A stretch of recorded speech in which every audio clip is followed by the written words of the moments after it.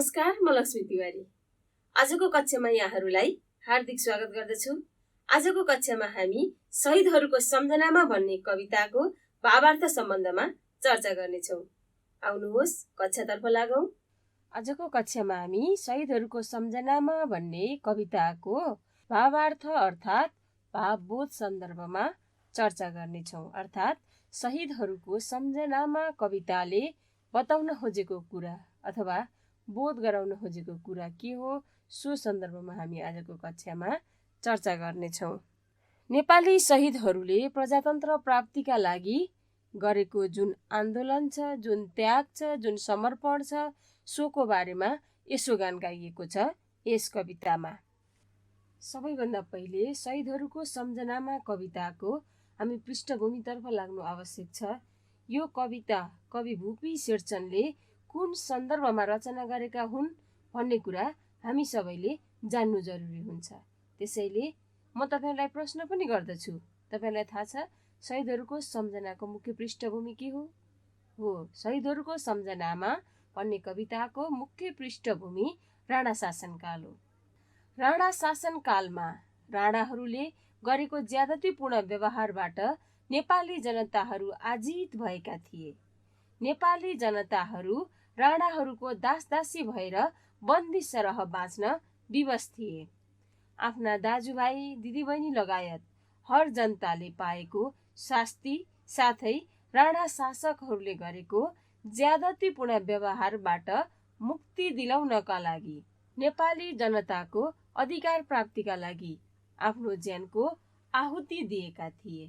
महान सपुतहरू जुन नेपालका शहीदहरू, नेपाली वीर सपुतहरूको यशोगान गाउँदै राणा शासनकालमा नेपाली जनतालाई मुक्ति दिलाउनका लागि हाँसी हाँसी फाँसीको माला लगाएर मृत्युवरण गरेका, आफ्नो र व्यक्तिगत स्वार्थलाई तिलाञ्जली दिँदै राष्ट्र र राष्ट्रिय हितका लागि नेपाली जनताको अधिकार प्राप्तिका लागि निरन्तर लडेर आफ्नो ज्यानको आहुति दिएका शहीदहरूको स्मरण गर्दै शहीदहरूको सम्झनामा कविता रचना गरिएको हो।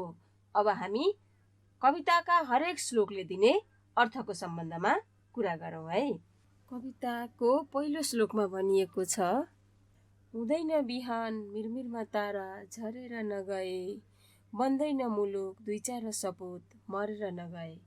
यो पहिलो अक्षरले लेखिएको दोस्रो श्लोकमा हेर्नुहोस्, शिशिरको उराट लाग्दो प्रकृतिले विदाईका हातहरू हल्लाइसकेपछि, वसन्तको सुन्दरताले धरतीलाई स्वागत गरेपछि, धरतीमा वासन्ती सौन्दर्य र सुखको बहार आएर खुसी भित्रिए जस्तै निशाकालीन नक्षत्रको विलय अर्थात् अस्त भएपछि उषाकालीन ऊर्जामय समयको सुरुवात हुन्छ। यो नै समय र प्रकृतिको चक्र हो। त्यसैगरी कुनै पनि देशमा सुख, शान्ति एवं समृद्धि छाउन क्रान्ति हुनु जरुरी हुन्छ। शान्तिका लागि क्रान्ति छाउनै पर्छ।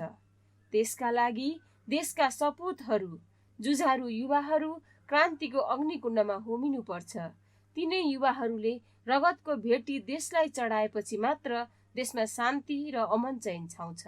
तसर्थ यहाँ भनिएको छ, ताराको विलय नभई उषा छाउँदैन, दुई चार सपुतले बलिदान नदिई शान्ति आउँदैन, अर्थात् मुलुक बन्दैन।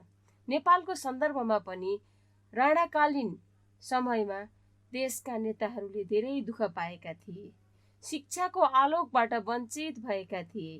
नेपाली जनताहरू राणाहरूको दासदासी भएर जिउनु परेको थियो। सो सन्दर्भमा त्यही समयमा देशका जुझारु युवाहरू, देशका सचेत युवाहरू टुलु टुलु हेरेर बस्न सकेनन्। शान्ति छाउनका लागि अर्थात् नेपाली जनताको अधिकार प्राप्तिका लागि उनीहरू क्रान्तिको अग्निकुण्डमा होमिए, लडे अनि देशलाई बचाउन सफल भए र नेपाली जनताको अधिकार दिलाउन सफल भए। आफू मरेर गए, हाँसी हाँसी घाँटीमा फाँसीको माला लगाए। आफू मरेर गए तर उनीहरूको ज्यान नरहे पनि उनीहरूको नाम अनन्तकालसम्म बाँचिरहनेछ। आफूहरू पनि बाँचे र देशलाई पनि बचाउन सफल भए। त्यसैले निशाकालमा ताराहरू अस्त भइसकेपछि उषा छाए जस्तै देशका तारारूपी जुन शहीदहरू छन्, देशका युवाहरू जुन ताराहरू छन्, उनीहरूको अस्त भइसकेपछि, उनीहरूको जीव अर्थात् देह त्याग भइसकेपछि, उनीहरूले रगतको भेटी देशलाई चढाइसकेपछि मात्र देशमा प्रजातन्त्र आउँछ, शान्तिका लागि क्रान्ति, निर्माणका लागि सङ्घर्ष भन्ने भाव पनि यस कविताले बोकेको छ। अब हामी अर्को श्लोकतर्फ जाउँ। नेपाली वीर सपुतहरूले मभन्दा ठुलो मेरो देश हो, मेरो प्राणभन्दा ठुलो नेपाली जनताको अधिकार र स्वतन्त्रता हो पनि दिनरात भोग प्यास त्यागेर व्यक्तिगत र पारिवारिक स्वार्थलाई तिलाञ्जली दिई हाँसी हाँसी घाँटीमा फाँसीको माला गाँसी जब शहीदहरूले प्राणोत्सर्ग गरे अनि मात्र दासता भाग्यो। नेपाली वीर सपुतका अगाडि राणाहरूले घुँडा टेके। त्यसैले भनिएको छ, खनजोत नगरी बाँझो जमिनमा एउटा किसानले माटोसँग साइनो गाँसी बाँझो जमिनलाई खनजोत नगरी बिउ उम्रिँदैन। अनि क्रान्तिको अग्निमा होमिएर 2-4 सपुत नमरी देश बन्दैन।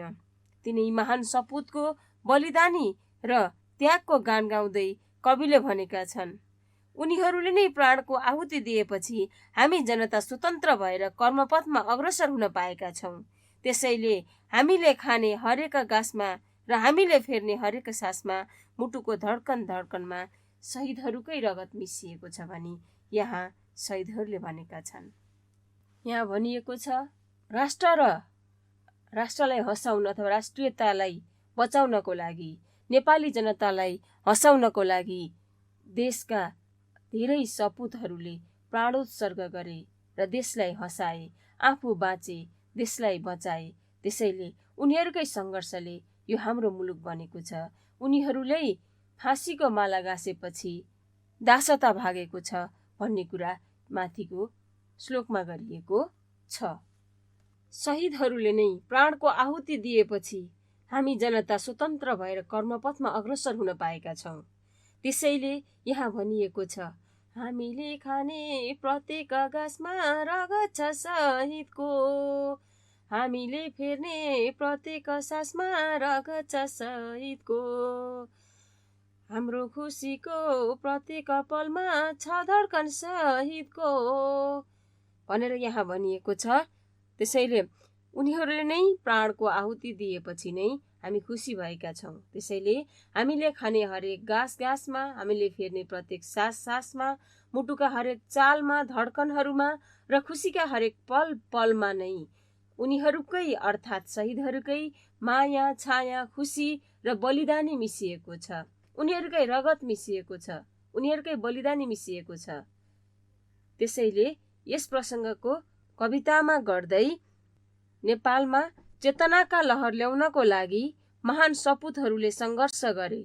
नेपाली जनताका काला दिनमा सूर्योदयको आगमन गराए, दासताको पन्जाबाट मुक्ति दिलाए, आफ्नो भौतिक शरीर देशका लागि अर्पण गरे, इतिहासका पानामा सदा बाँचे, देशको खुसीका लागि आफ्नो खुसी चढाए, देशमा सुख, शान्ति र समृद्धिका लहरहरू भित्राए, हामी जनताका लागि मार्ग तय गरिदिए।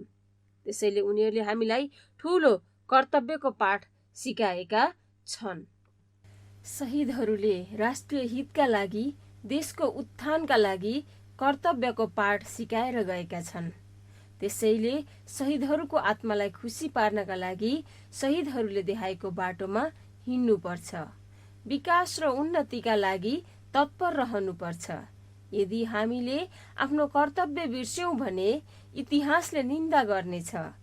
त्यसै गरी गोली निलेका र फाँसीको माला लगाएर प्राणको आहुति दिएका शहीदको लासले धिक्कार्नेछ, धरतीको अस्तित्व हराउनेछ, हाम्रा पुर्खाको संस्कारले निन्दा गर्नेछ। देश बाँचे देशवासी र देशको अस्तित्व बाँच्नेछ, देश रहे हामी रहनेछौँ। त्यसैले देशलाई बचाउनको लागि पुर्खाको बाटोमा हिँड्नुपर्छ। हामी सबैका कर्मशील हात र पाउहरू र उर्वर मस्तिष्कलाई विकासमा जुटाउनु पर्छ, तब मात्र शहीदको आत्मा खुसी हुनेछ। अतः नेपाल र नेपालीको अस्तित्व रक्षार्थ वीर गति प्राप्त गरेका शहीदको सम्झना गर्दै देशको उन्नति पथमा लाग्न आग्रह गर्नु यस कविताको सन्देश र मूलभाव रहेको छ।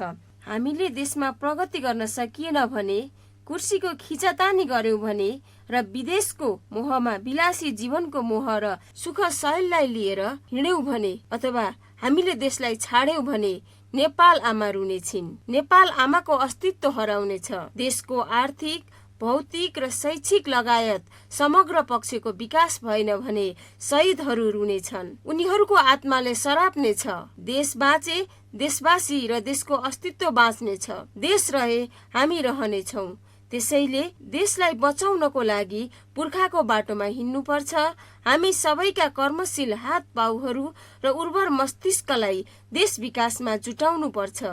देशमा विकासका लहरहरू फैलाउनु पर्छ। अनि मात्र शहीदको आत्माले शान्ति पाउनेछ, शहीदहरूको आत्मा खुसी हुनेछ। त्यसैले यहाँ कविले भनेका छन्, नेपाल र नेपालीको अस्तित्व रक्षार्थ वीर गति प्राप्त गरेका शहीदहरूको सम्झना गर्दै देशको उन्नति पथमा लाग्न समेत आग्रह गरेका छन्। यही नै यस कविताको भावार्थ रहेको छ, मूलभाव रहेको छ र सन्देश रहेको छ। त्यसैले यस कविताका महत्त्वपूर्ण पक्षहरू अर्थात् सन्देशहरू रहेका छन्। शहीदहरूले बगाएको रगतको आहालमा टेकेर स्वतन्त्रतापूर्वक जीवन जिउन पाएका छौँ हामीहरूले। उनीहरूले ज्यानको आहुति दिएको कारणले गर्दा, बलिदानी दिएको कारणले गर्दा अहिले हामी खुसी भएका छौँ, हाँस्न पाएका छौँ, नाच्न पाएका छौँ, स्वतन्त्रतापूर्वक बाँच्न पाएका छौँ। उनीहरूले हाम्रा लागि गरेको त्याग र सङ्घर्ष बिर्सेमा इतिहासले हामी सबैलाई थुक्नेछ। तिनका लासले हामीलाई समय समयमा झस्काउनेछ। तसर्थ शहीदको बलिदानको सम्मानका लागि, तिनको आत्माको सन्तुष्टिका लागि, आफ्नो ठाउँबाट राष्ट्र र राष्ट्रियताको संरक्षणका लागि अनवरत रूपमा सङ्घर्ष गर्नुपर्ने सन्देश यस कविताले दिएको छ। राष्ट्रियताको व्यापार भइरहेको आजको सन्दर्भमा हरेक नागरिकलाई आफ्नो कर्तव्य पथमा अग्रसर गराउनु पनि यस कविताको मूलभाव रहेको छ, सन्देश रहेको छ। हामी आजको कक्षाको अन्तिम चरणमा आइपुगेका छौँ।